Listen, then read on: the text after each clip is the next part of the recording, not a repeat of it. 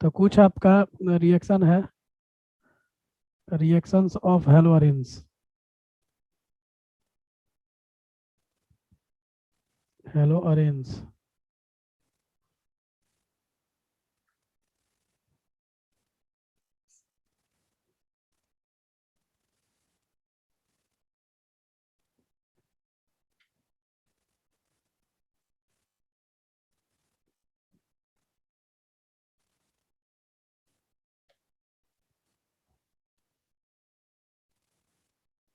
बोलो अनुपमा।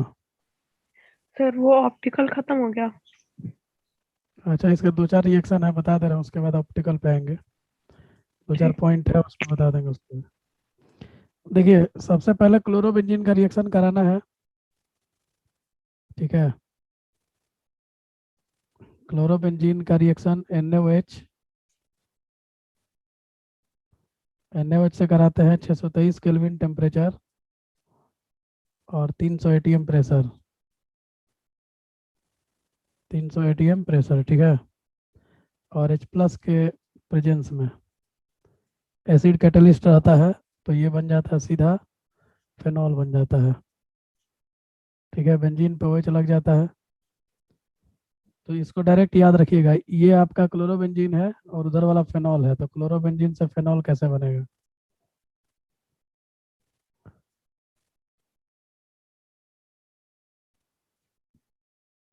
ठीक है। इसके बाद दूसरा रिएक्शन है, अगर Cl और NO2 लगा है,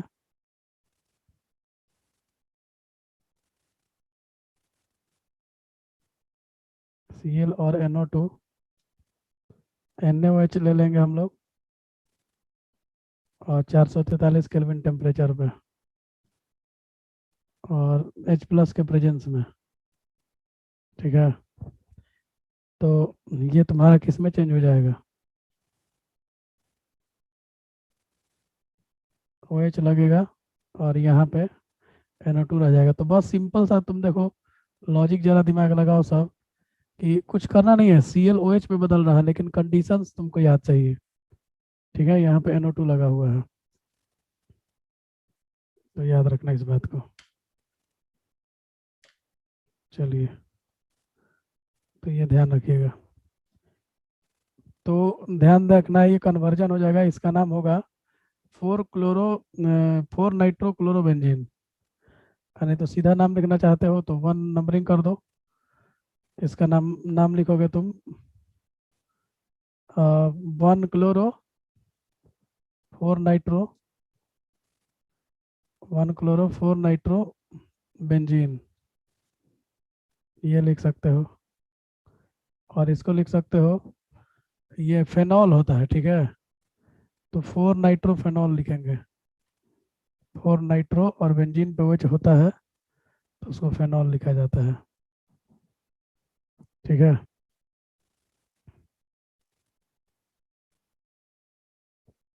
चलिए, इसके बाद अगर 2 NO2 लगा रहता है तब क्या कहानी होता है। देखिए, यहाँ पे Cl लगा हुआ है, इधर में NO2, इधर में भी NO2, और इसका कंडीशन क्या होगा, इसको NaOH देंगे लेकिन 368 केल्विन टेम्परेचर पे। NaOH दिया जाएगा लेकिन 368 केल्विन पे दिया जाएगा, और ये तुम्हारा H+ के प्रेजेंस में। तो सब एसिड कैटलिस्ट के प्रेजेंस में हो रहा है। ठीक है। चलो, तो ये तुम्हारा जो है वो चेंज हो गया।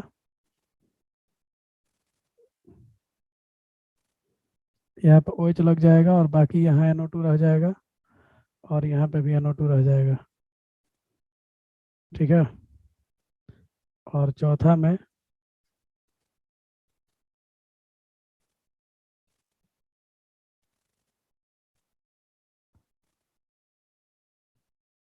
Cl हो गया, यहाँ NO2 हो गया, यहाँ पे भी NO2 हो गया, और यहाँ पे भी NO2 हो गया।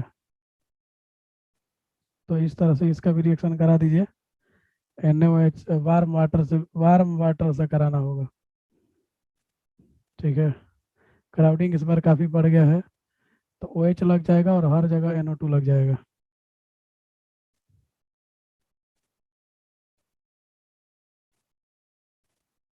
NO2 लग जाएगा।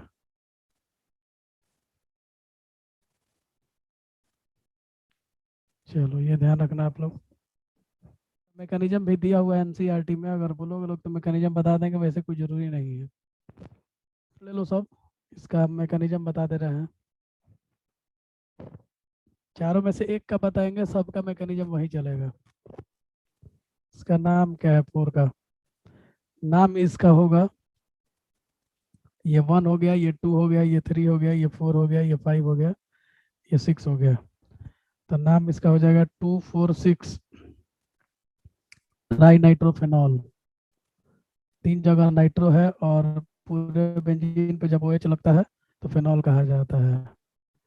इसको बोलेंगे 1, 2, 3, 4। ठीक है, तो 2,4 डाई नाइट्रोफेनॉल, इसको बोलते हैं 2,4 डाई नाइट्रोफेनॉल।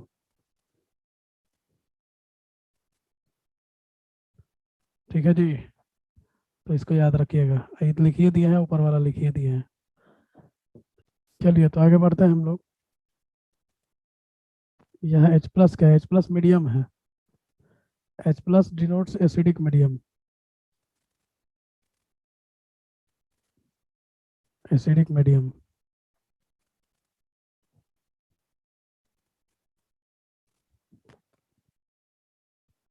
ठीक है,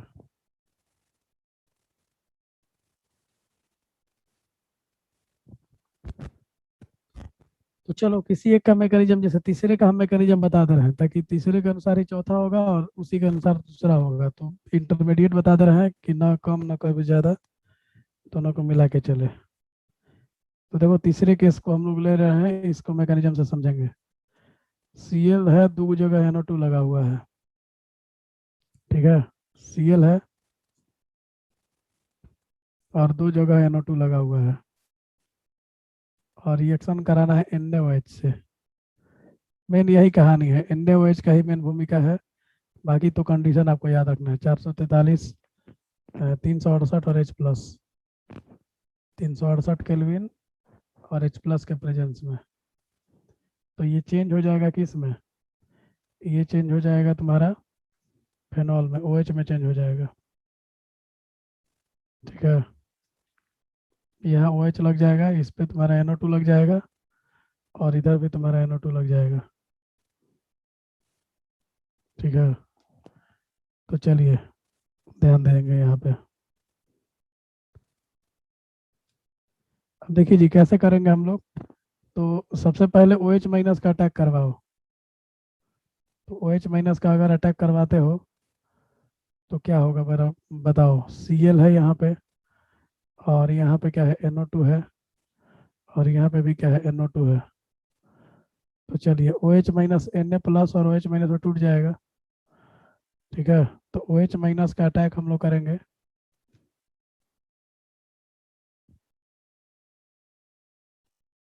OH- का हम लोग अटैक करेंगे। ठीक है, और जैसे अटैक करेंगे तो कार्बन का 4 गो बॉन्ड पूरा है। ठीक है, तो 4 गो बॉन्ड अगर पूरा है तो क्या होगा,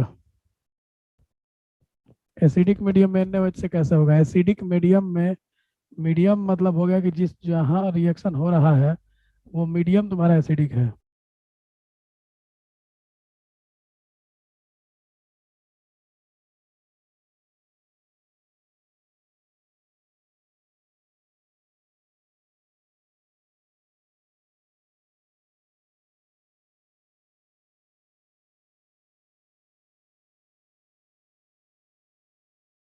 कि इस पे शिफ्ट करेगा। क्यों शिफ्ट करेगा? क्योंकि OH जुड़ने आया है, और तुम देख रहे हो कि ऑलरेडी इसका 4 गो बॉन्ड कंप्लीट है। तो Cl को जगह कैसे देगा, OH को जगह कैसे देगा? तो एक तरफ Cl हो जाएगा, एक तरफ OH हो जाएगा, और देखो डबल बॉन्ड जो है वो इस पे शिफ्ट हो चुका है, और इसी पे NO2 है। ये भी ध्यान रखना कि जिस कार्बन पे NO2 है वहीं पे माइनस चार्ज शिफ्ट हो गया। अब ये माइनस जब शिफ्ट हुआ तो फिर क्या किया कि यहाँ पे उसको रेजोनेंस दिखने लगा। देखो आगे आगे उसको रेजोनेंस दिख रहा है। ठीक है, तो ये इसको इलेक्ट्रॉन दिया, लेकिन यहाँ पे देखो, अगर ये इलेक्ट्रॉन, ये वाला इलेक्ट्रॉन जो है अभी हम घुमा रहे हैं, ये वाला इलेक्ट्रॉन अगले कार्बन को देगा तो ये वाला यहीं पे रहेगा, तो दोनों में बॉन्ड बनेगा। तो देखो एक बॉन्ड बन जाएगा ये, तो दो और दो चार, एक पांच बॉन्ड होने लगेगा। और पांच बॉन्ड बनाना कार्बन के बस की बात नहीं है, ये तुम जानते हो। इसीलिए ये अपना इलेक्ट्रॉन देखो अभी ब्लू से करेंगे, ये वाला इलेक्ट्रॉन अगले पे शिफ्ट कर देगा, ये वाला यहाँ शिफ्ट करेगा, क्योंकि ये वाला दोनों, ये जो रेड रेड है, ये दोनों मिला के बॉन्ड बना लेगा। अभी ग्रीन कर दे रहे हैं, देखो लो। तो ये दोनों जो ग्रीन है इनके बीच में यहाँ पे एक बॉन्ड आ जाएगा, और दो एक बॉन्ड यहाँ पे, दो ये है। तो इस कार्बन के टोटल बॉन्ड कितने हो गए? दो, एक तीन और एक चार तो है ही। एक हरा वाला दोनों आके बॉन्ड बना लेगा, तो पांच हो जाएगा, और पांच बनाना पॉसिबल नहीं है। ठीक है,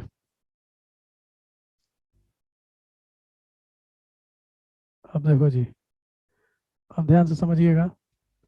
यहाँ पे Cl है, और यहाँ पे OH है, और ये NO2 यहीं पे रहा, और ये वाला बॉन्ड यहाँ पे आ गया। अच्छा, नीचे में NO2 है, नीचे में NO2 हटा नहीं है, ये ध्यान रखिएगा। ठीक है, तो यहाँ पे तुम्हारा NO2 है, और इस पे माइनस चार्ज शिफ्ट हो जाता है। ठीक है, और यहाँ पे डबल बॉन्ड है। तो क्या करेंगे यहाँ पे हम लोग, फिर से तुम्हें दिख रहा है कि रेजोनेंस है, लेकिन यहाँ पे तुम देख सकते हो इस कार्बन का चार बॉन्ड ऑलरेडी कंप्लीट है। ठीक है, तो इसका चार बॉन्ड कंप्लीट अगर है, तो ये इसको इलेक्ट्रॉन शिफ्ट करेगा, तभी इसको अपना इलेक्ट्रॉन बगल वाले को शिफ्ट करना पड़ेगा। तो ये बगल वाले को शिफ्ट करना पड़ेगा, मजबूरी है, क्योंकि देखो अभी जो हरा करेंगे, चाहे पीला कर देते हैं, अभी जो पीला करेंगे हम, ये बॉन्ड बना बना लेगा अगले में। तो यहाँ अगर ये बॉन्ड बना लेता है, तो फिर क्या होगा, दो और दो ऊपर में ये पिंक वाला चार, और एक ये वाला पांच, पांच बॉन्ड कार्बन बनाएगा ना, इसीलिए ये क्या करेगा, ये वाला पिंक को ये ऊपर शिफ्ट कर देगा। और जैसे ही ये पिंक को शिफ्ट करेगा, कहानी कुछ ये बन जाएगा। देखो जी, तो यहाँ पे Cl है, और यहाँ पे क्या है, OH है, यहाँ पे क्या है, NO2 है, यहाँ पे भी क्या है, NO2 है, और यहाँ पे क्या है, डबल बॉन्ड है, यहाँ पे भी क्या आ गया, डबल बॉन्ड, और यहाँ पे क्या आ गया, माइनस। अब माइनस आया तो माइनस अंतरहंता तो है नहीं, उसको आदत है घूमने का। तो ये अब अगला इलेक्ट्रॉन इस कार्बन को देगा। तो अब बताओ ये कार्बन इलेक्ट्रॉन क्यों लेगा, जबकि इसका, इस कार्बन का देखो ऑलरेडी चार बॉन्ड कंप्लीट है, एगो इधर है, एगो इधर है, एगो ऊपर है, एगो इधर है। तो चार बॉन्ड तो इसका वैसे ही दिख रहा है, दूगो ऊपर और दूगो नीचे। देखो एक Cl वाला, एक OH वाला, एक इधर जिसमें NO2 लगा है, और एक इधर जिसमें माइनस है। तो चार बॉन्ड है, तो फिर कैसे डबल बॉन्ड बनाएगा? तो बनाना है तो एक आदमी को हटाना पड़ेगा, और हटने वाला ग्रुप लिविंग ग्रुप Cl होता है। तो ये जैसे ही अब आएगा, देखो ये रेड वाला बॉन्ड बनाने, रेड से तो दोनों हो गया, तो हम थोड़ा कलर चेंज कर देते हैं। मान लो कि हम पीला कर दे रहे हैं। देखो मान लो ये पीला वाला आया बॉन्ड बनाने, तो Cl को हटना पड़ेगा। ठीक है, तो Cl अगर हटेगा, तो फाइनल स्टेप में आंसर अब आपके सामने आ चुका है। देखिए सभी लोग, यहाँ Cl की जगह क्या लग जाएगा, OH लग जाएगा, और यहाँ पे डबल बॉन्ड, यहाँ डबल बॉन्ड, और यहाँ पे भी डबल बॉन्ड, यहाँ पे NO2 है, और यहाँ पे भी क्या है, NO2 है। तो इस तरह से आप देख सकते हैं, ये आपका पूरा मैकेनिज्म हो गया। तो घूमते घामते लास्ट में OH जो है वो Cl को हटा के खुद अकेले रह जाएगा, और डबल बॉन्ड शिफ्ट हो जाएगा। ठीक है, ये डबल बॉन्ड थोड़ा सा गड़बड़ बन गया, इसको थोड़ा सा और टेढ़ा करना पड़ेगा।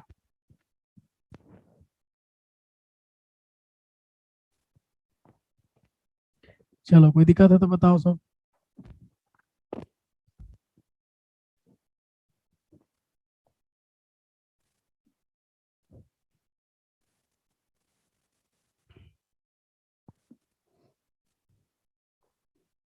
चलो, हो गया ना? तो इसके बाद हम लोग देखते हैं आगे, और कायरल कार्बन और ये कायरल मॉलिक्यूल देख लेते हैं।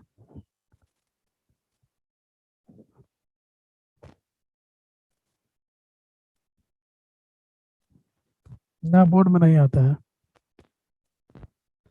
बोर्ड में नहीं आता है। हाँ, सोडियम क्लोराइड तो बनेगा ही। तो सोडियम क्लोराइड के लिए मैकेनिज्म नहीं ना दिखाना है, वो तो Na निकला हुआ है, Cl लास्ट में निकलेगा तो NaCl बन जाएगा। चलिए तो अगला हेडिंग दीजिए आप लोग।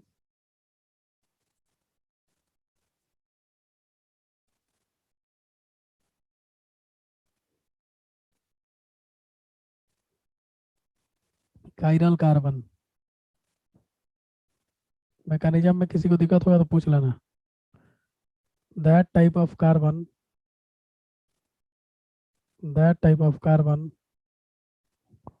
in which all its four valencies are different, in which all its four valencies, all its four valencies are different,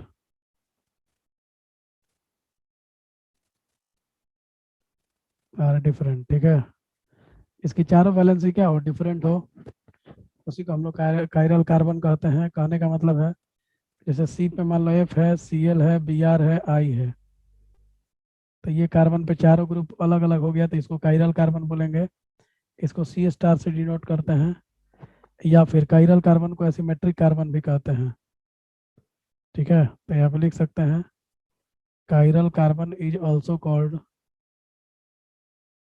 chiral carbon is also called asymmetric carbon, asymmetric carbon. और C star, इसको C star भी कहते हैं। ठीक है, तो याद रखना, अब किसी भी कार्बन पर अगर चारों ग्रुप डिफरेंट है तो देखो CH, D, T, इस तरह का भी कुछ ग्रुप अलग अलग मिल जाए और ये Cl लगा दो, कुछ भी ग्रुप लगा रहा है, चार गो अलग ग्रुप चाहिए तो हो गया काम। इसको कायरल कार्बन कहेंगे, C स्टार कहेंगे। और ये दो फॉर्म में एग्जिस्ट करेगा, एक डेक्स्ट्रो रोटेटरी और एक लिवो रोटेटरी। उस दिन बताए थे कि ये पर्टिकुलर कंपाउंड में अगर PPL को डाल देंगे तो वो PPL के प्लेन को दो तरह से घुमा सकता है। ठीक है, एक क्लॉकवाइज में और एक एंटी क्लॉकवाइज में। तो ध्यान दीजिए आगे, कायरल मॉलिक्यूल, बस याद रखना कायरल कार्बन किसको बोलते हैं। इसको लिखेंगे that type of molecule, that type of molecule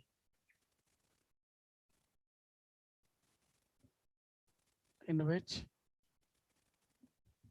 that type of molecule in which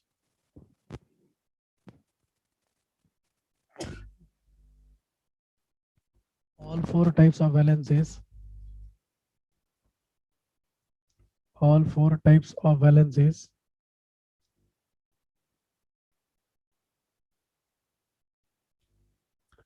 that type of molecule in which all four types of valencies, valencies लिख रहे हैं sorry, all four types of symmetries। देखो चार तरह का symmetry होता है, वो बताएंगे यहाँ पे। All four types of symmetries are absent. अगर किसी मॉलिक्यूल में चारों तरह का सिमेट्री एब्सेंट हो तो उसको हम लोग कायरल मॉलिक्यूल बोलते हैं, या फिर कायरल मॉलिक्यूल को हम लोग एसिमेट्रिक मॉलिक्यूल भी कहते हैं। तो लिख सकते हैं यहाँ पे chiral molecule is also called, chiral molecule is also called, also called asymmetric molecule, asymmetric molecule. और chiral molecule is called asymmetric molecule और डाइसिमेट्रिक मॉलिक्यूल, इसको डाइसिमेट्रिक भी कहा जाता है मॉलिक्यूल। अब देखो जी, एसिमेट्रिक मॉलिक्यूल में कौन कौन सिमेट्री गैप होना चाहिए, तो सिमेट्रिक के बारे में डिटेल से नहीं पढ़ाएंगे क्योंकि डिटेल से वो IIT में है। अभी बस खाली नाम जानिए कि एसिमेट्रिक मॉलिक्यूल के लिए चार को कौन कौन सा गैप होना चाहिए। सबसे पहले plane of symmetry, plane of symmetry होता है, ये गायब होना चाहिए, POS नहीं होना चाहिए मॉलिक्यूल में। दूसरा सेंटर ऑफ सिमेट्री, ये भी तुम्हारा गायब होना चाहिए। इसको हम लोग COS कहते हैं। तीसरा है तुम्हारा axis of symmetry, axis of symmetry, और इसको हम लोग AOS कहते हैं। और चौथा तुम्हारा अल्टरनेटिव एक्सिस ऑफ सिमेट्री।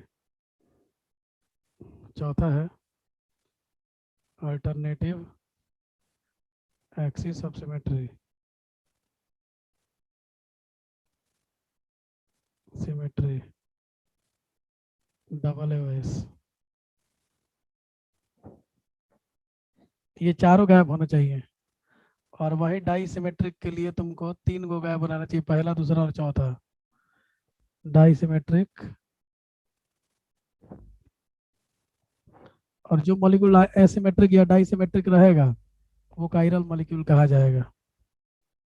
तो इसमें तुमको 3 गो चाहिए, POS, COS, ये गायब होना चाहिए, और चौथा गायब होना चाहिए AOS। इसमें ये तीसरा वाला जरूरी नहीं है, ठीक है, शुड बी ऑप्शन। तो पूछा जाए कि कौन मॉलिक्यूल डाइसिमेट्रिक है, उसमें कौन कौन सा गायब रहेगा, तो ये तीनों गायब रहेंगे, और इसमें ये चारों गायब रहेंगे। All 4 should be absent. Screenshot ले लेना, मीटिंग कभी भी एंड हो सकता है। All 4 should be absent.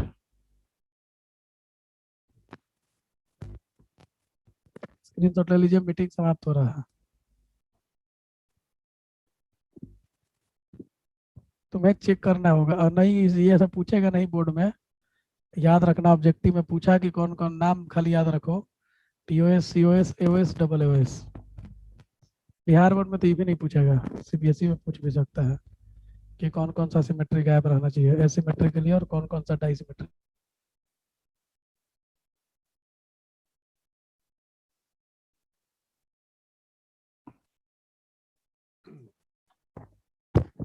चलो, किसी को डाउट है तो पूछ लो।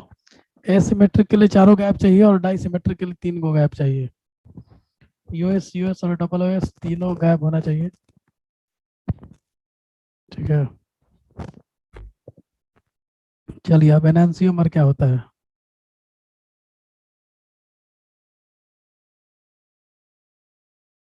एनांसियोमर्स क्या होते हैं।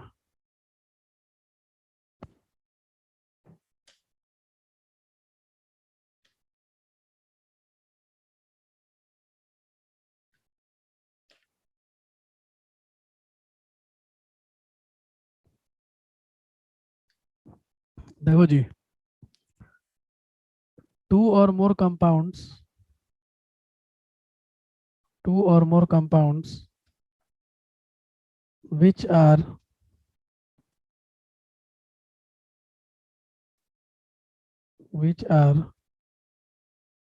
non superimposable, एकदम आराम से समझिएगा, non superimposable mirror image of each other, which are non superimposable mirror image of each other। ये बहुत ज़्यादा इंपॉर्टेंट है, और कई बार पूछा है एग्जाम में, और पूछता भी है। Non superimposable mirror image of each other are called, देखो दोनों हथेली एक दूसरे का नॉन सुपरिम्पोजिबल मिरर इमेज होता है, ठीक है, आर कॉल्ड एनांसियोमर्स, एनांसियोमर्स। इस बात को ध्यान रखिएगा, एनांसियोमर कहते हैं इसको। जैसे देखो, कहने का मतलब क्या है, अब जैसे देखो ये वाला मेरा कार्बन है, और इस पे F लगा है, Cl लगा है, Br लगा है, और I लगा है। तो इस ग्रुप के चारों लोग अलग अलग हैं, तो ये इसको कायरल कार्बन कहेंगे हम, और इसका मिरर इमेज लेंगे हम। तो मिरर इमेज कैसे लिया जाता है, देखो Cl दूर था तो Cl पास हो जाएगा, जो उधर राइट में वो इधर लेफ्ट में मिरर में, और जो वर्टिकली है वो वर्टिकली ही रहते हैं। तो ये जो दोनों ग्रुप बने हैं, ये दोनों एक दूसरे के एनांसियोमर्स कहे जाएंगे। और डायरेक्ट उठा कर रख दीजिए, इस पे एक दूसरे को नहीं ढकेंगे। ठीक है।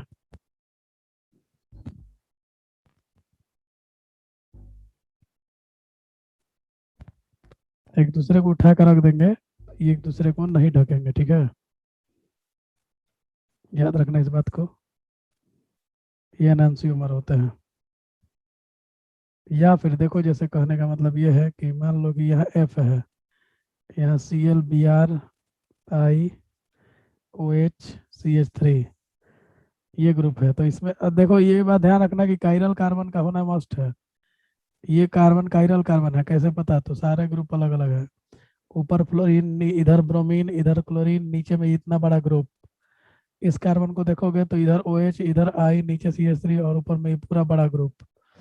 तो चारों तरफ देखो और अलग अलग लोग दिख रहे हैं, तो फिर बोलोगे कि चारों ग्रुप अलग है, और अलग है तो कायरल कार्बन है, और कायरल कार्बन है तो फिर इसका मिरर इमेज लेंगे, और मिरर इमेज जो होगा वो उसका नॉन सुपरिम्पोजिबल, मतलब उठा कर रख दीजिए सीधे। उठा के मैंने इसको उठाइए और एज इट इज इस पे रख दीजिए। तो इस पे रखिएगा तो इसको ढकेगा नहीं, क्योंकि देखिए Cl के ऊपर I आएगा और I के ऊपर Cl आएगा, तो एक दूसरे को नहीं ढक पाएंगे। Cl जहाँ है वहाँ यहाँ पे I है, और जहाँ यहाँ I है वहाँ पे यहाँ Cl है, तो एक दूसरे को नहीं ढक पाएंगे। आयोडीन का साइज बहुत बड़ा है, Cl का साइज छोटा है, तो इसीलिए इसका मिरर इमेज लेंगे। और मिरर इमेज में Br इधर आ जाएगा, OH इधर आ जाएगा, इधर Cl और इधर I, ऊपर फ्लोरीन रहेगा, नीचे CH3 रहेगा। तो ये दोनों एक दूसरे के क्या कहे जाएंगे, ये एनंसियोमर्स कहे जाएंगे, ठीक है। तो याद रखना कि एक ही कंपाउंड के दो फॉर्म एग्जिस्ट करते हैं, उनको हम एनंसियोमर कहते हैं, लेकिन वो उनको उठा के रखने पे Br के ऊपर Cl आएगा, HO के ऊपर I आएगा, और ये OH I के ऊपर आएगा, और ये Br Cl के ऊपर आएगा। तो एक दूसरे को ढकेंगे नहीं, लेकिन मिरर इमेज है। तो नॉन सुपरिम्पोजिबल मतलब नहीं ढकने वाला मिरर इमेज को ही हम लोग यहाँ पे एनंसियोमर्स कहते हैं। आया समझ में?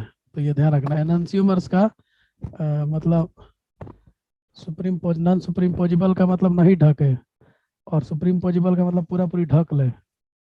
अब जैसे देखो कहने का मतलब क्या है, अब जैसे देखो ढकने वाला बता रहे हैं, देखो जी CH3, यहाँ पे HOH, यहाँ HOH। अब देखिए जी, यहाँ एक कंपाउंड लिए हैं जिसमें देखो ऊपर वाला भी कायरल है, नीचे वाला भी कायरल है, क्योंकि देखो इधर लेफ्ट में H, इधर OH, नीचे CH3, ऊपर में ही पूरा बड़ा ग्रुप। इसमें लेफ्ट में H, राइट में OH और ऊपर में CH3 और नीचे में पूरा बड़ा ग्रुप। तो कायरल कार्बन तो दो गो है, लेकिन देखो प्लेन ऑफ सिमेट्री थोड़ा सा बता दे रहे हैं। इस मॉलिक्यूल में प्लेन ऑफ सिमेट्री आ गया, बीचों बीच काटा गया। तो देखो जैसा ऊपर है वैसा ही नीचे है। CH3 ऊपर है तो CH3 नीचे है, H यहाँ है तो H इसके ऊपर है, OH नीचे है और OH ऊपर है। तो ऐसा मॉलिक्यूल जो होता है वो ऑप्टिकली इनएक्टिव होता है, ऑप्टिकली इनएक्टिव होता है। और ये कायरल मॉलिक्यूल नहीं हुआ, जबकि ऊपर वाले दोनों कायरल मॉलिक्यूल हो गए। तो इस मॉलिक्यूल को बोलते हैं ए कायरल मॉलिक्यूल,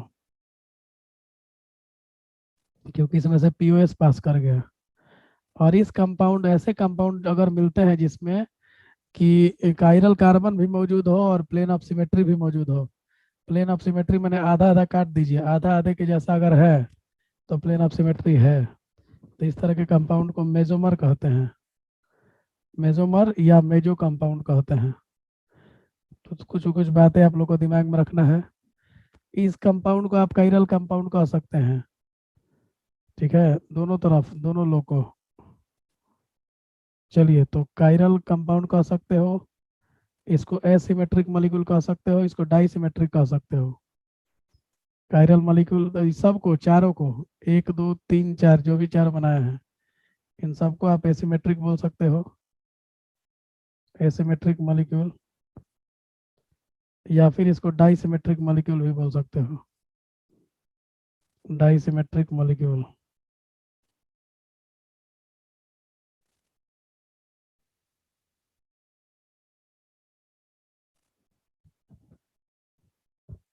ठीक है, तो इस बात को ध्यान रखिएगा। यहाँ पे FClBr है चारों ग्रुप, और इसका मिरर इमेज ले लिए हम लोग। तो इन दोनों को हम एनंसियोमर्स कहते हैं, और इनके मिक्सचर को हम लोग रेशमिक मिक्सचर कहते हैं। तो याद रखिएगा इस बात को कि जब भी दो एनंसियोमर होंगे तो उन्हीं का मिक्सचर ले लिया जाता है। एक जैसे ये कंपाउंड और ये दोनों का फॉर्मूला सेम है, लेकिन ये दो अलग अलग कंपाउंड है।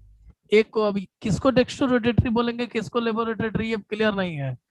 इसको डेक्स्ट्रोरोटेटरी बोलेंगे तो इसको लेबोरेटरी बोलना पड़ेगा, या इसको लेबोरेटरी तो इसको डेक्स्ट्रोरोटेटरी बोलना पड़ेगा। तो ये एक ही फार्मूला के दो कंपाउंड हो गए, ठीक है। और एक पीपीएल के प्लेन को क्लॉकवाइज घुमाता है, दूसरा पीपीएल के प्लेन को एंटी क्लॉकवाइज घुमाता है, और सेम एंगल से घुमाएंगे। ये अगर 36 डिग्री से प्लस में घुमाएगा तो ये 36 डिग्री से माइनस में घुमाएगा। और नेट क्या होता है कि रोटेशन कैंसिल कर देते हैं एक दूसरे का, और उसी लिए जो दोनों का मिक्सचर बनता है उस मिक्सचर को रेसमिक मिक्सचर कहते हैं। देखो तो लोग को ऑप्टिकली एक्टिव समझाए थे और इनएक्टिव समझाए थे। तो ये ऑप्टिकली एक्टिव है, ये ऑप्टिकली एक्टिव है, लेकिन जो मिक्सचर बना ये ऑप्टिकली इनएक्टिव होता है। ये जो इन दोनों को मिला करके मिक्सचर बनेगा वो मिक्सचर ऑप्टिकली इनएक्टिव होगा, लेकिन एनेंसियोमर्स क्या होंगे, ऑप्टिकली एक्टिव होंगे। तो इस बात को ध्यान रखिएगा, अगर पूछता है तो आप लिख सकते हो कि enantiomers are optically active but their mixture, racemic mixture, is optically inactive. ठीक है, ठीक है। शुभम कुमार सिंह, तुमको भी रिकॉर्ड करना है। चलो देखते हैं। शुभम कुमार सिंह, चलो परमिट कर दिए। देखिए, तो ये ध्यान रखिएगा आप लोग, रेसमिक मिक्सचर हमेशा ऑप्टिकली इनएक्टिव होता है, जबकि जीएसमिक मिक्सचर बनाने वाले जो एनेंसियोमर्स हैं ये ऑप्टिकली एक्टिव होते हैं। और इनको एनेंसियोमर क्यों कह रहे हैं, क्योंकि एक लेंगे काइरल वाला कंपाउंड और उसका मिरर इमेज ले लेंगे, और दोनों मिलाकर के जो मिक्सचर बनाते हैं उसको रेसमिक मिक्सचर कहा जाता है।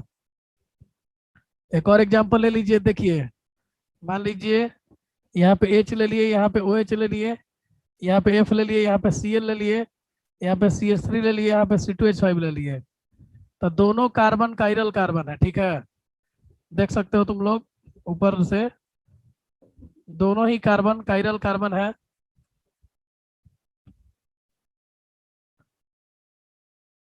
ये भी कार्बन और ये भी कार्बन, ठीक है। अब इसका मिरर इमेज लेने जा रहे हैं, तो यहाँ पे तुम्हारा क्या रहेगा, सी एच थ्री, और यहाँ पे क्या रहेगा, सी टू एच फाइव, ठीक है ना। और यहाँ पे क्या होगा, ओ एच, यहाँ पे क्या होगा, सी एल, यहाँ पे एच और यहाँ पे एफ।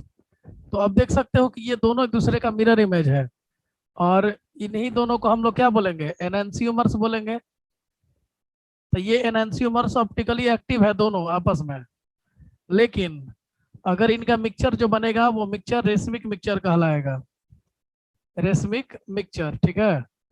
और रेसमिक मिक्सचर जो होता है वो ऑप्टिकली इनएक्टिव, हमेशा ध्यान रखिएगा कि एनेंसियोमर्स के मिक्सचर को रेसमिक मिक्सचर कहते हैं और वो ऑप्टिकली इनएक्टिव होता है, जबकि अपने आप में एनेंसियोमर्स की बात करें तो वो ऑप्टिकली एक्टिव होते हैं, ठीक है। और इस घटना को इंटरनल कंपेंसेशन कहते हैं। ये क्या हम कह रहे हैं, इंटरनल कंपेंसेशन, सुनिएगा ध्यान से। इंटरनल कंपेंसेशन माने एक दूसरे को इंटरनली कंपेंसेट कर देते हैं। कैसे करते हैं जरा समझिए। अगर मान लो कि ये हम बोलबे कि प्लस 36 डिग्री से पीपीएल को घुमा रहा है तो ये माइनस 36 डिग्री से घुमाएगा। ये मान लो 54 डिग्री से घुमा रहा है प्लस में, तो ये घुमाएगा माइनस 54 डिग्री से। और एक बता रहा है क्लॉकवाइज, दूसरा बता रहा है एंटी क्लॉकवाइज। प्लस क्लॉकवाइज है और माइनस एंटी क्लॉकवाइज है। तो इस बात को आप लोग को ध्यान रखना है। इस घटना को इंटरनल कंपेंसेशन कहते हैं, और ये नेट रोटेशन को कैंसिल करके और उन्हें इनएक्टिव बना देता है, ऑप्टिकली इनएक्टिव बना देता है, ठीक है। और इस मिक्सचर से पास करके और पीपीएल का प्लेन चेंज नहीं करेगा, क्योंकि इसमें दोनों तरह के लोग प्रेजेंट है, एक ऑप्टिकली एक्टिव ये डेक्स्ट्रोरोटेटरी भी है और लेबोरेटरी भी है, इसीलिए नेट एंगल कैंसिल हो जाता है। अब इसका हम डेफिनेशन लिख देते हैं। A mixture containing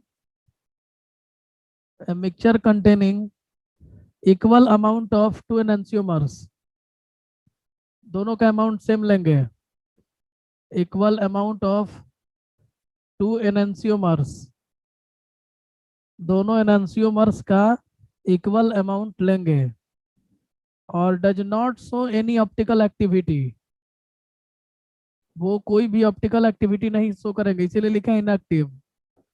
does not show any optical activity, does not show any optical activity.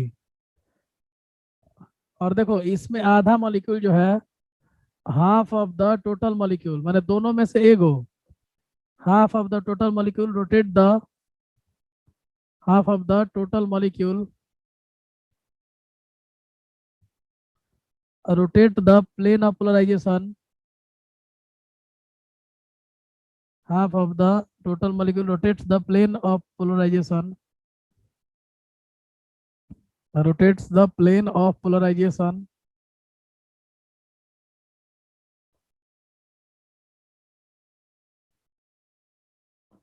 polarization, ठीक है, towards right, towards right, towards right through a certain angle, through a certain angle,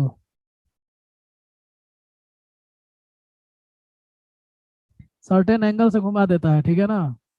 the other half of the total molecule, the other half of the other half of the total molecule, total molecule rotates the plane of polarized light, rotates the plane of, अब देखो वही बात लिख रहे हैं कि आधा, आधा खत्म करेगा तो दूसरा हाफ उसका आधा खत्म कर देगा, इसीलिए कोई ऑप्टिकल एक्टिविटी शो नहीं कर पाते हैं ये। यही 36 और -36 वाला बात अभी लिख रहे हैं कि आधा भाग प्लस को प्लस में घुमाता है, तो आधा भाग माइनस में उतना ही एंगल से घुमाता है, और नेट कैंसिल कर देता है। Rotates the plane of polarise light, of polarise light, ठीक है, टुवर्ड्स लेफ्ट, टुवर्ड्स लेफ्ट, बोलो, थ्रू द सेम एंगल। तो थोड़ा पीछे वाला कीजिए, स्क्रीनशॉट नहीं लिए हैं। 1 मिनट कर रहे हैं। थ्रू द सेम एंगल, ठीक है, सेम एंगल से रोटेट कर देता है, एंड कंसिक्वेंटली, उसी समय में, एंड कंसिक्वेंटली, अरे माइक बंद कर दो, हम कर देंगे पीछे। consequently the net optical rotation, consequently the net optical rotation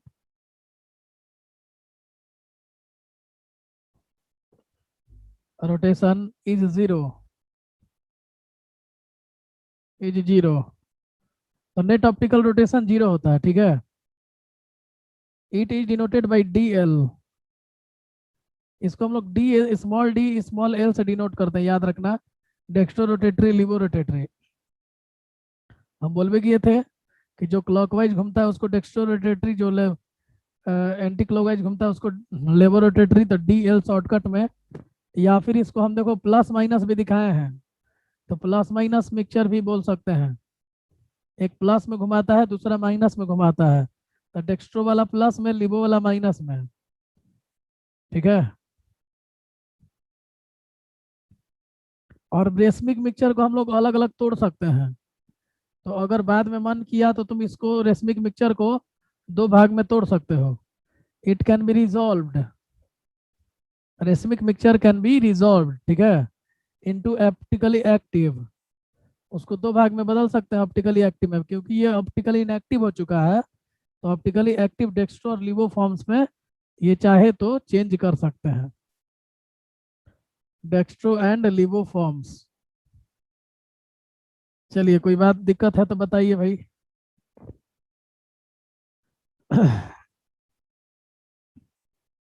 किसी बच्चे को कोई दिक्कत लग रहा है तो बताओ।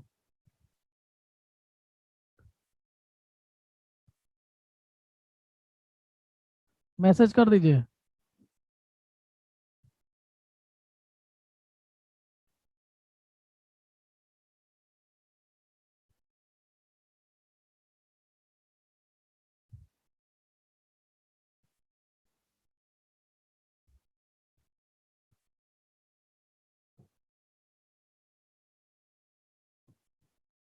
चलिए बैक कीजिए। इट कैन के बाद फिर से।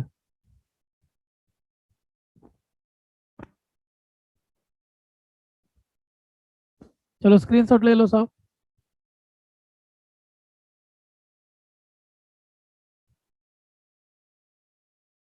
It can be resolved into optically active लिखना चाहना वहां पे, या छूट गया, यहाँ पे ऑप्टिकली एक्टिव होगा। अरे उल्टा बात कह रहा है कि तुम चाहो तो रेसमिक मिक्सचर जो दोनों को मिला के बनेगा, उसको तोड़ के इन दोनों में बदल सकते हो। एक डेक्स्ट्रो फॉर्म है और एक लिबो फॉर्म है।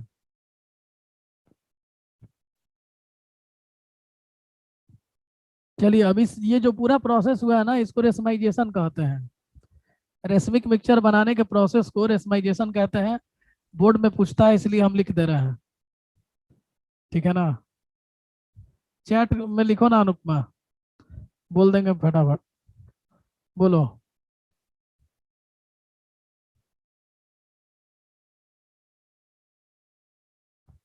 चैट में लिखिए जिन जिन का जो जो दिक्कत हो रहा है, हम पढ़ के आप लोगों को समझा देंगे। The process of conversion of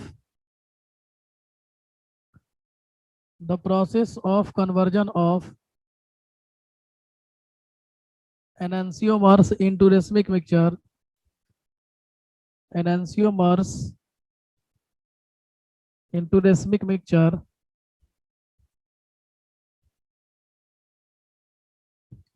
is called racemization, racemization, ठीक है। तो बस सिंपल सा कहानी है कि एनांसियोमर से रेसमिक मिक्सचर बनाने का जो प्रोसेस है, इसको रेसमाइजेशन कहते हैं। रेसमाइजेशन और इंटरनल कंपेंसेशन दोनों इसी को बोलते हैं। देखो जी, इंटरनल कंपेंसेशन का मतलब हो गया कि मतलब नेट रोटेशन को कैंसिल कर दे रहा है, ठीक है। और रेसमाइजेशन एक प्रोसेस हो गया जिसके द्वारा रेसमिक मिक्सचर बनता है। तो ये दोनों मिला करके रेसमिक मिक्सचर बना रहे हैं, ठीक है। तो इस जो रेसमिक मिक्सचर बन रहा है उस प्रोसेस को रेसमाइजेशन बोलते हैं। और इंटरनल कंपेंसेशन एक घटना हो गया जो वो खुद हो जाता है, मतलब रेसमिक मिक्सचर बनते ही नेट एंगल खत्म हो जाता है, नेट एंगल कैंसिल हो जाता है, ठीक है। और कोई डाउट?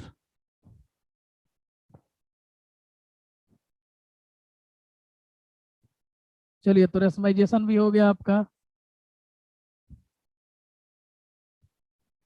डेक्स्ट्रो रोटेटरी, लिवो रोटेटरी बता ही दिए, एनांसियोमर बता ही दिए, कायरल एकाइरल बता ही दिए।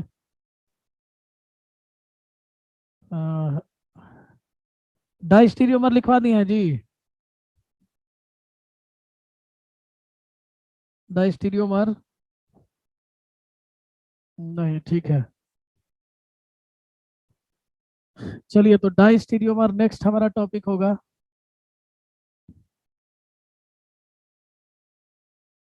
डायस्टेरियोमर, ठीक है। ये भी पूछ सकता है मतलब 2 मार्क्स में।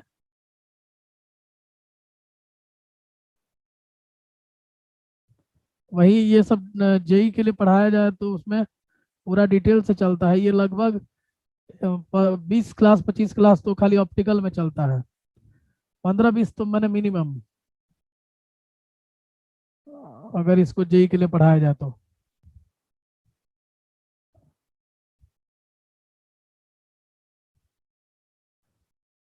ठीक है, उतना समय भी नहीं है। ठीक है, डाइस्टीरियोमर चलिए क्या होता है देखिएगा।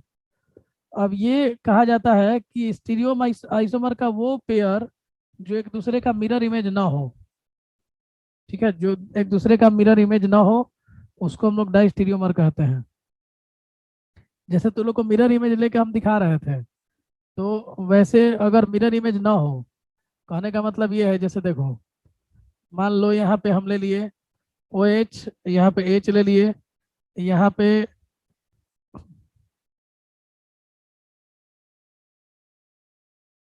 पे सी एल ले लिए और यहाँ पे एफ ले लिए, ठीक है। और यहाँ पे अगर मान लो C2H5 ले लिए और यहाँ पे CH3 ले लिए, अब इसका मिरर इमेज लेना है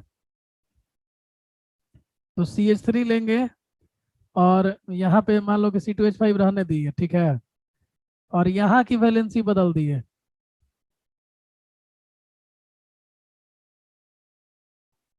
देखिए यहाँ पे तो HOH रहने दो, ठीक है ना, लेकिन यहाँ पे CL यहाँ कर उल्टा थोड़ा सा चेंज करता है, रुक जाओ, एफ और CL है। अब देखो दोनों का फॉर्मूला सेम है, लेकिन ये एक दूसरे के मिरर इमेज नहीं हुए हैं, ये एक दूसरे के मिरर इमेज नहीं हुए। क्यों नहीं हुए? क्योंकि नॉट द मिरर इमेज यहाँ पे लिखेंगे बीच में।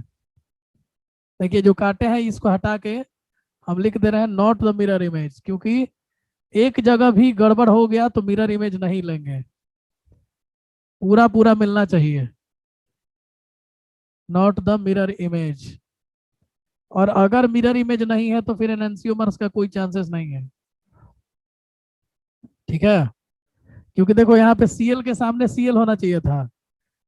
अच्छा अच्छा, हाँ यहाँ पे भी गड़बड़ है, एच यहाँ OH है तो यहाँ पे भी OH चाहिए था, ठीक है ना। तो दोनों चीजें गड़बड़ हो गई और ये आइडेंटिकल कंपाउंड हो गया, ये कंपाउंड आइडेंटिकल हो गया, ये चेंज नहीं हुआ। तो एक काम करते हैं, एक वैलेंसी को बदल देते हैं ताकि कुछ रिलेशन कम से कम बना दिया जाए। वैसे तो अभी ये आइडेंटिकल है, अब यहाँ OH कर दिए, यहाँ H कर दिए। अब एकदम आराम से समझिए, इन दोनों में रिलेशन पूछिएगा तो इन दोनों का रिलेशन जो है वो डाइस्टीरियोमर है। क्यों है? क्योंकि ये दोनों मिरर इमेज नहीं है। इसी तरह से एक और एग्जांपल लेते हैं, देखिएगा। मान लीजिए CH3 C2H5, ठीक है, HOH OHH HOH, ठीक है। मान लीजिए ऐसा हम ग्रुप ले लिए और इसका मिरर इमेज लेने गए तो हम लोगों ने ये सारा व्यवस्था किया। देखो C2H5 ऐसे ही रहने दिए और HOH यहाँ पे वैसे ही रहने दिए, यहाँ पे बदल दिए HOH, यहाँ पे भी बदल दिए OHH। तो तुम देख पा रहे होगे कि यहाँ पे एक जगह अरेंजमेंट चेंज है और बाकी जगह अरेंजमेंट सब सेम है। बात समझ में आ रहा है? तो एक भी जगह अगर अरेंजमेंट चेंज हो गया तो फिर इसको हम लोग मिरर इमेज नहीं बोल सकते हैं, ठीक है। इसको मिरर इमेज नहीं बोलेंगे, नॉट द मिरर इमेज, लेकिन फॉर्मूला सेम है। तो वैसा कंपाउंड जिसका फॉर्मूला सेम हो और दोनों में कायरल कार्बन मौजूद होने चाहिए, ये भी ध्यान रखना है। ये बहुत बड़ा मेन पॉइंट बता रहे हैं कि ये कार्बन को कायरल कार्बन बोलते हैं जिसके चारों ग्रुप अलग अलग हों, ठीक है। तो चारों ग्रुप चेक कर लो कि अलग अलग है कि नहीं है। अगर चारों ग्रुप अलग अलग है तो वो कायरल कार्बन है, और ये कायरल कार्बन अगर रख रहा है और मिरर इमेज नहीं है एक दूसरे का, नॉट द मिरर इमेज, तो फिर ये दोनों एक दूसरे के डाइस्टीरियोमर्स होंगे। मतलब वैसे दो कंपाउंड जिनका फॉर्मूला सेम हो, कायरल कार्बन रखे हो, लेकिन मिरर इमेज ना हो एक दूसरे के, तो फिर उन दोनों को हम लोग क्या बोलेंगे? डाइस्टीरियोमर्स बोलेंगे। ये दोनों पेयर अलग था और ये दोनों पेयर अलग है, क्योंकि फॉर्मूला भी सेम रखना है, क्योंकि ये तुम्हारा आइसोमर का टाइप है। चलिए रिटेंशन क्या होता है वो आगे है, बताएंगे। चलिए तो ये डाइस्टीरियोमर होता है। अच्छा ये बताओ, क्या ये दोनों एक दूसरे के एंगल को ये रोटेशन के एंगल को कैंसिल कर पाएंगे? ये बिल्कुल भी रोटेशन को कैंसिल नहीं कर पाएंगे, ठीक है ना, क्योंकि ये दोनों एक दूसरे का मिरर इमेज नहीं है। तो ये डेक्स्ट्रो और लीबो फॉर्म नहीं कहे जाएंगे। इनमें से किसी को भी डेक्स्ट्रो लीबो, हम अगर डेक्स्ट्रो बोल रहे हैं तो जरूरी नहीं कि ये भी लीबो हो, दोनों डेक्स्ट्रो हो सकते हैं, दोनों लीबो हो सकते हैं, क्योंकि एक जगह वैलेंसी सेम रहा है। तो इसीलिए हम लोग इसको एक्चुअली में ना डेक्स्ट्रो किसी को ऐसा नहीं सोच सकते कि एक को डेक्स्ट्रो बोल दे, एक को लिबो बोल दे। वो सिर्फ एनंसियोमर्स में होता है, क्योंकि दोनों सेम चीजें होती हैं और एक परफेक्ट मिरर इमेज होते हैं दोनों। लेकिन यहाँ पे दोनों मिरर इमेज नहीं है, इसीलिए इनको डायस्टीरियोमर बोलते हैं। और ये पीपीएल के प्लेन को चेंज नेट कैंसिल नहीं करेंगे।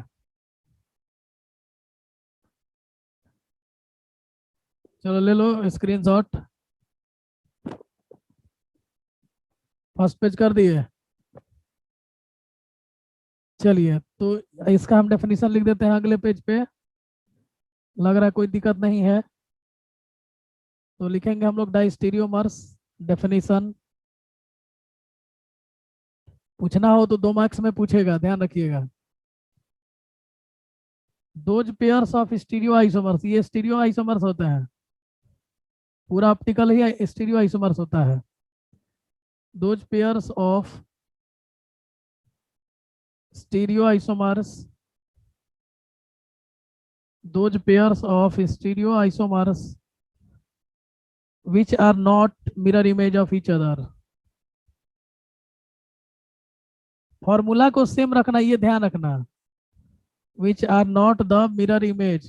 अब इसमें ये बात हम डेफिनेशन में नहीं लिखेंगे ये सब बात, लेकिन दिमाग में आपको रखना है which are not the mirror image of each other, क्योंकि आइसोमर बोल रहे हैं तो इसका मतलब फॉर्मूला सेम रहना चाहिए।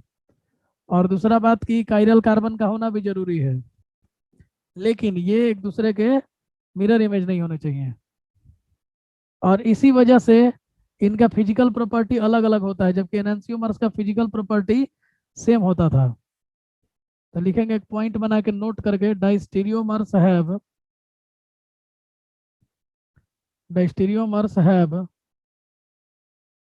different physical properties, have different physical properties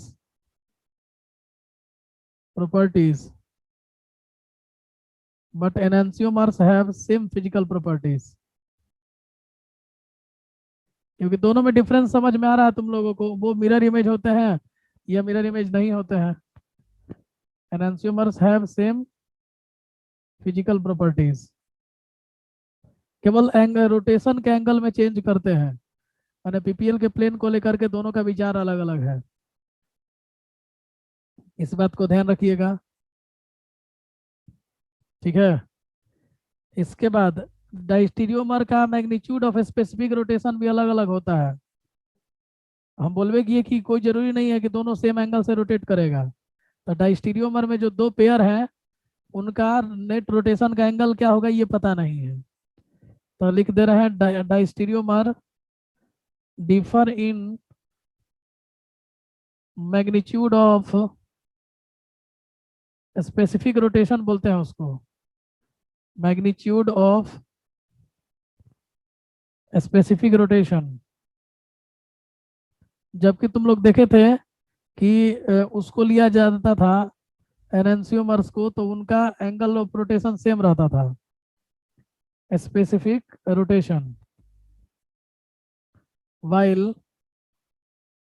enantiomers have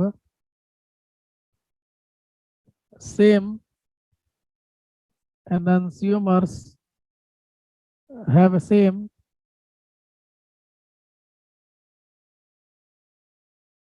specific rotation। तो समझ सकते हो ये बात को तुम लोग। चलिए, और ये सारी बातें आप लोगों को समझ में आ गई।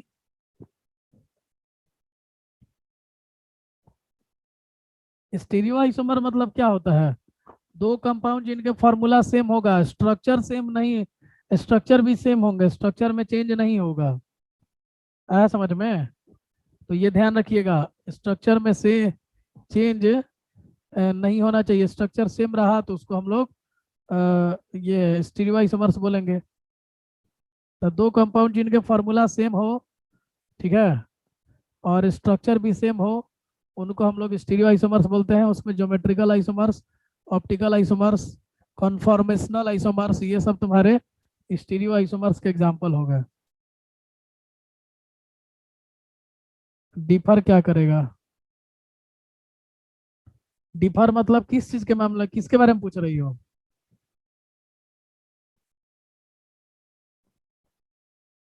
सब सेम ही है तो ऑप्टिकल रोटेशन चेंज करेगा। बोलो।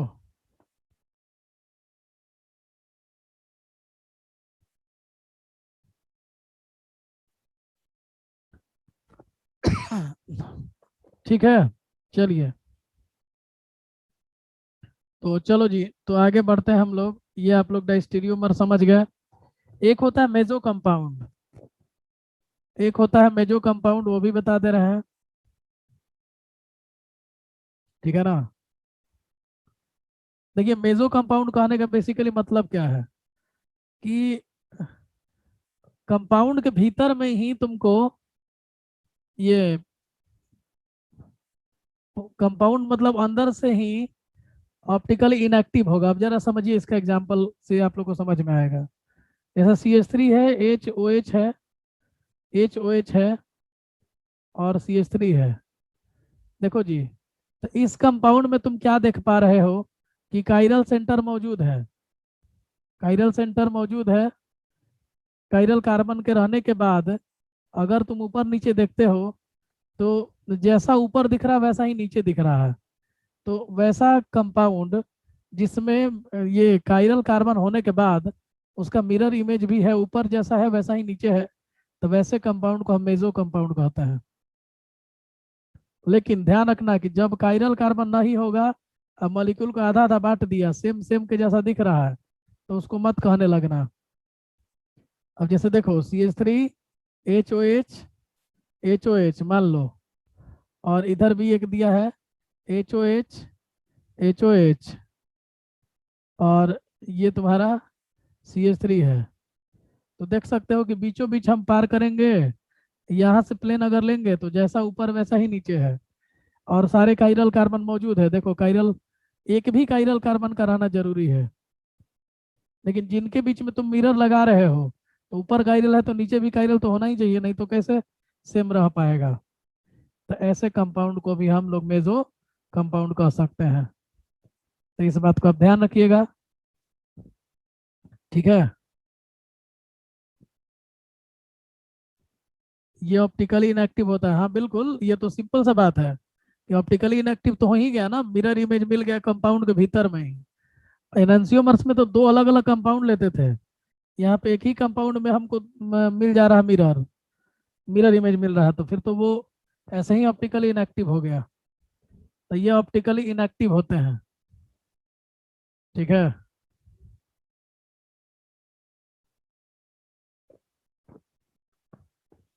एक चीज गड़बड़ लिखवा दिए, एक चीज यहाँ सुधार लीजिए आप लोग थोड़ा सा। यहाँ इंटरनल कंपेंसेशन नहीं होगा, एक्सटर्नल कंपेंसेशन होगा, क्योंकि यहाँ पे एक्सटर्नली दो अलग अलग लोग कंपेंसेट कर रहे हैं, और इंटरनल कंपेंसेशन यहाँ पे होता है। मेजो कंपाउंड में इंटरनल कंपेंसेशन होता है, इंटरनली कंपेंसेट कर देते हैं। ये थोड़ा सा गड़बड़ हो गया, ध्यान दीजिएगा आप लोग। इंटरनल कंपेंसेशन यहाँ पे होता है, और तुम लोग देख भी रहे हो कि मॉलिक्यूल के भीतर भीतर ये कंपेंसेशन हो रहा है। मतलब ऑप्टिकली इनएक्टिव क्यों है? तो मेजो कंपाउंड्स ऑप्टिकली इनएक्टिव होंगे, optically inactive due to, due to internal compensation. और वो ऑप्टिकली इनएक्टिव होता है racemic mixture due to external compensation. माने इंटरनली एक दूसरे को कंपेंसेट कर देगा, जितने एंगल से ऊपर वाला घुमाएगा उसके जस्ट माइनस में उतना ही नीचे वाला घुमा देगा।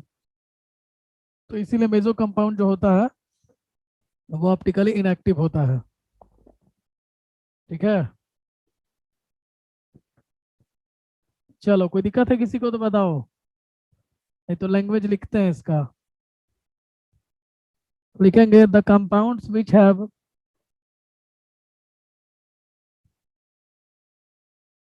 The compounds which have which have two or more carbon atom, two or more, लेकिन इवन में ही रहना चाहिए, ध्यान रखना। कार्बन का टोटल नंबर इवन ही रहना चाहिए, इवन नहीं रहेगा तो कैसे प्लेन मिलेगा हम लोगों को? इवन नंबर, कार्बन का नंबर दो या दो से ज्यादा लेंगे लेकिन इवन में ही लेंगे। ऑफ काइरल कार्बन, और काइरल कार्बन ही सारे चाहिए, काइरल, क्योंकि ऊपर वाला काइरल कार्बन तो नीचे भी तो काइरल ही चाहिए। Chiral carbon atom and have a internal plane of symmetry. Internal, देखो प्लेन ऑफ सिमेट्री दिखाए हैं बीचों बीच जो पार करवा रहे थे, उसको पीओएस बोलते हैं, internal plane of symmetry. Internal plane of symmetry, ठीक है। Are called meso compounds, are called meso compounds. ध्यान रखिएगा इस बात को कि उसको मेसो कंपाउंड कहा जाता है। They are optically inactive due to internal compensation, they are optically inactive due to internal compensation, due to internal compensation, ठीक है, याद रखिएगा। Upper half of the molecule rotates the plane polarised light towards right if upper half of the molecule, upper half of the molecule rotates the plane polarized towards right, plane polarized light towards right, towards right। अगर ऊपर वाला right में घुमा देता है तो नीचे वाला लेफ्ट में घुमा देगा। लोअर हाफ विल, स्क्रीनशॉट ले लीजिएगा, कभी भी मीटिंग समाप्त हो सकता है। Lower half will rotates towards left through equal magnitude, equal magnitude के साथ रोटेट कर देगा, लेकिन उल्टा करेगा। Such that net optical rotation is zero, screenshot ले लो सब। Such that net optical rotation is zero. Meeting कभी भी समाप्त हो सकता है, इसीलिए स्क्रीनशॉट पहले ले लीजिए। And compound is optically inactive,